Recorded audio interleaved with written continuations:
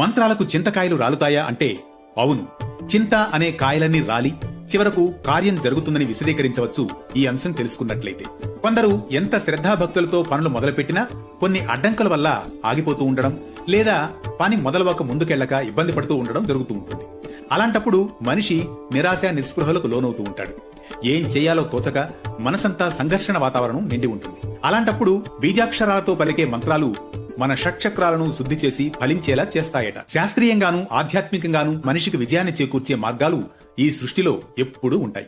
ఉదాహరణకు ఓంకారం, పంచాక్షరి మంత్రం ఏ విధంగా శారీరక రుగ్మతల్ని పోగొడుతుందో, ఆంజనేయ కార్యసిద్ధి మంత్రం పఠిస్తే సంకల్పించిన పనులు కార్యరూపం దాలుస్తాయనడంలో ఎటువంటి సందేహం లేదంటున్నాయి శాస్త్రాలు. అలాంటిదే హనుమాన్ కార్యసిద్ధి మంత్రం. హనుమంతుడు సీతను వెదుక్కుంటూ సముద్రాలు దాటి లంకలో ప్రవేశించి అశోకవనంలో ఉన్న సీత దగ్గరకు వెళ్లిన సందర్భంలో శోకంలో ఉన్న సీతాదేవి హనుమంతుడికి ఒక కార్యసిద్ధి మంత్రాన్ని ఉపదేశిస్తుందట. త్వమస్మిన్ కార్య నిర్యోగే ప్రమాణం హరిసత్తమ హనుమన్ యత్నమాస్థాయ దుఃఖక్షయకరో భవ. సుందరకాండలోని 39వ సర్గలో 5వ శ్లోకంగా ఉన్న ఈ మంత్రాన్ని సీతాదేవి హనుమంతుడికి చెబుతూ, హనుమా, నేను దుఃఖంలో ఉన్నాను. నన్ను ఈ కష్టాల గండం నుంచి గట్టెక్కించగల ప్రబల సమర్థుడవు నువ్వే.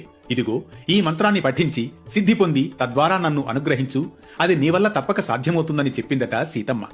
తద్వారా సీతాదేవి చెప్పిన మంత్రాన్ని హనుమంతుడు ఏకాగ్రతతో జపిస్తూ సిద్ధి పొంది సీతాదేవి రావణుడి చెర నుండి విముక్తి పొందే మార్గాన్ని సులువు చేయగలిగినట్లు పురాణ కథనం. అందుకే ఈ మంత్రం హనుమాన్ కార్యసిద్ధి మంత్రంగా ప్రఖ్యాతి గడించింది. దీన్ని ప్రతిరోజు 108 సార్లు 40 రోజుల పాటు ఏకదీక్షతో పఠించడం వల్ల అనుకున్న పనులు తప్పక క్రమంగా జరుగుతాయని ప్రతీతి. భగవంతుడిపైన పెట్టిన నమ్మకం మనిషిని క్రమశిక్షణ వైపు క్రమంగా నడిపిస్తుంది.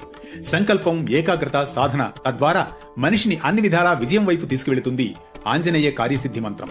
అంత శక్తివంతమైనది ఆంజనేయ కార్యసిద్ధి మంత్రం.